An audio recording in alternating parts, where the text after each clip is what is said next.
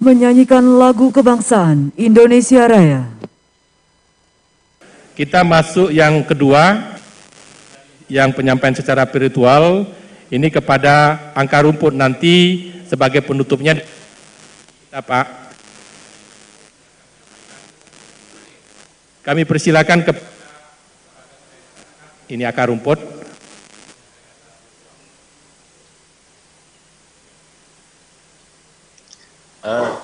Terima kasih Pak Gubernur dan Bapak Ibu sekalian yang saya hormati. Sebenarnya bukan dari akar rumput tapi dari akar foundation Pak Gubernur.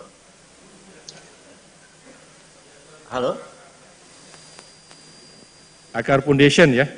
Ya, dari akar foundation Pak Gubernur. Ya, maaf ya. Kami akan menyampaikan sesuatu yang sudah kami kerjakan hampir 5 tahun belakangan ini ya, terkait soal satu isu kehutanan dan kedua soal isu kelautan. Nah, sebagaimana kita tahu dan tadi sudah banyak sekali didiskusikan soal UMKM, gitu ya, soal komoditi dan segala macam itu.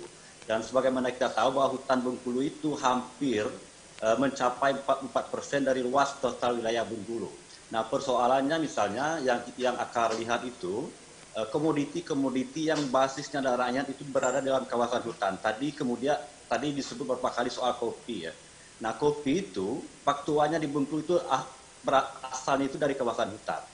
Nah, tapi memang persoalan-persoalan di kawasan hutan itu ada soal-soal konflik ini ya, soal konflik ruang kelola masyarakat dengan kebijakan-kebijakan kehutanan. Nah, belakangan ini misalnya pemerintahan Pak Jokowi sudah membuat satu jalan penyelesaian terhadap konflik hutan itu melalui perhutanan sosial.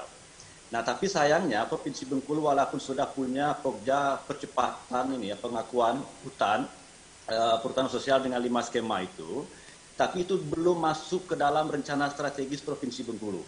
Dan itu sesungguhnya membuat percepatan pengelolaan hutan berbasis masyarakat itu tersendat-sendat. Nah, saran kami itu bisa dimasukkan ke dalam program strategis Provinsi Bengkulu. Nah, yang kedua soal komoditi hasil produk dari kawasan hutan. Nah, mungkin ini yang harus diperkuat juga, misalnya tata kelola kopi yang berbasis rakyat, UMKM berbasis rakyat, tapi memang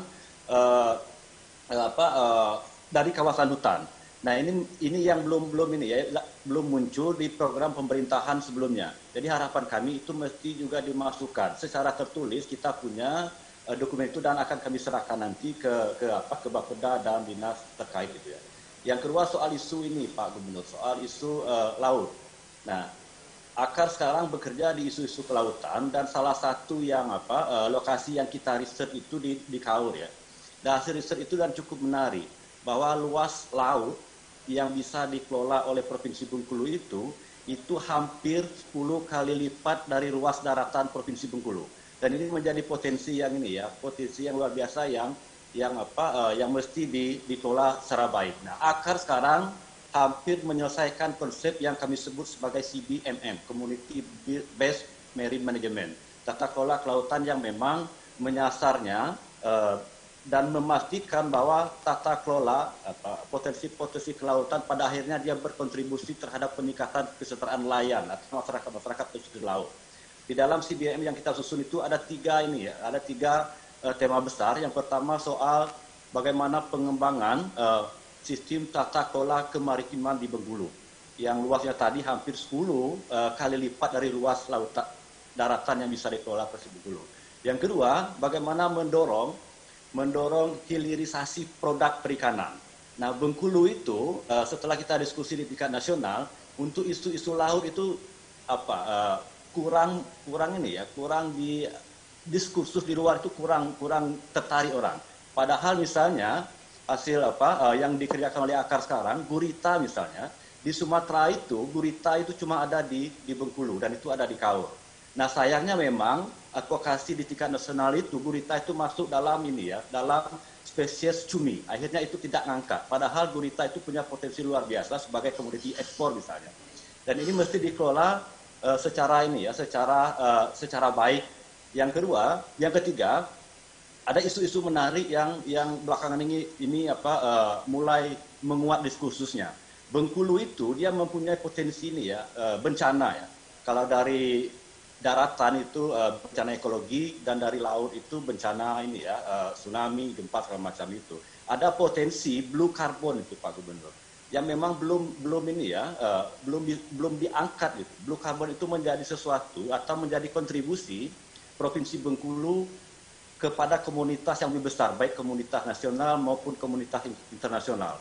Dan itu yang kemudian kita diskusi dulu dengan Pak Gubernur soal mengembangkan konsep dari tata kelola hutan dan maritim ini menjadi green economy untuk Bengkulu.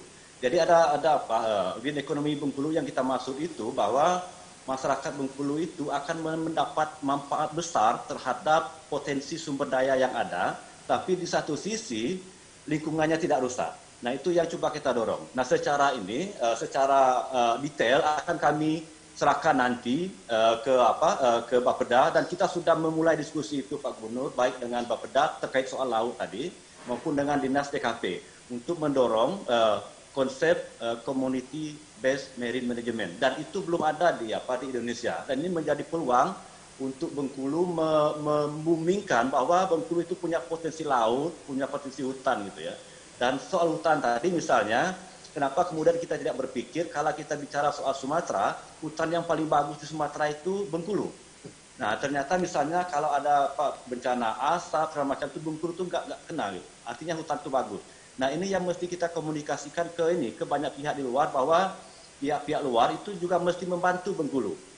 Nah, mungkin itu Pak Gubernur, usulan kami terkait dua isu itu. Satu, isu tata kelola hutan berbasis masyarakat, di dalamnya ketika itu dilakukan, konflik bisa diselesaikan, komoditi bisa dimanfaatkan, pada akhirnya masyarakat itu akan lebih sejahtera. Dan kedua, isu maritim tadi, yang belakangan ini atau sebelumnya memang tidak menjadi perhatian. Padahal tadi luas laut Bengkulu itu hampir 10 kali lipat dari luas daratan Bengkulu. Mungkin itu Pak Gubernur, usulan dari Akar Foundation. Terima kasih.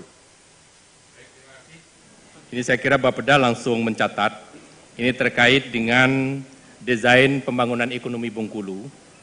Saya kira pas ini, bahwa Bengkulu itu dibangun atas dasar berbasis hutan dan berbasis laut. Saya kira kan begitu maksudnya. Ini kerangka besarnya, karena 40% luas wilayah kita hutan, dan 10 kali luas laut itu, ada daratan kita itu cuma 1/10 dari luas laut yang kita kelola. Saya kira pembangunan ekonomi berbasis laut dan hutan saya kira menjadi sebuah kerangka besar ekonomi Bengkulu. Kemudian yang kedua, ini dimasukkan secara naratif di dokumen RKPD kita terkait dengan hutan kemasyarakatan. Ini karena memang menyangkut langsung pemanfaatan kawasan hutan untuk bagaimana menghindari konflik kepentingan. Jadi isu pengelolaan kawasan hutan berbasis masyarakat, termasuk yang kedua isu strategis hilirisasi komoditas tidak hanya berfokus kepada pertanian, kemudian peternakan, perkebunan, tapi juga hasil laut. Nah, ini juga sekali lagi narasi seperti ini kita munculkan dalam dokumen RKPD 2022. Kemudian kalau yang lain saya kira sudah bisa kita ikuti secara bersama-sama. Sekali lagi terima kasih Akar Foundation, dan minta maaf atas salah pengucapan di awal. Ini Akar Foundation sudah menyampaikan 2 isu besar, kemudian nanti kita akan sempurnakan di dalam dokumen RKPD terkait sekali lagi dengan isu pengelolaan hutan berbasis masyarakat dan hilirisasi produk hasil laut. Ya, ini yang lebih fokus nanti. Saya kira demikian untuk dari Akar Foundation, ya sudah menjadi catatan kita bersama.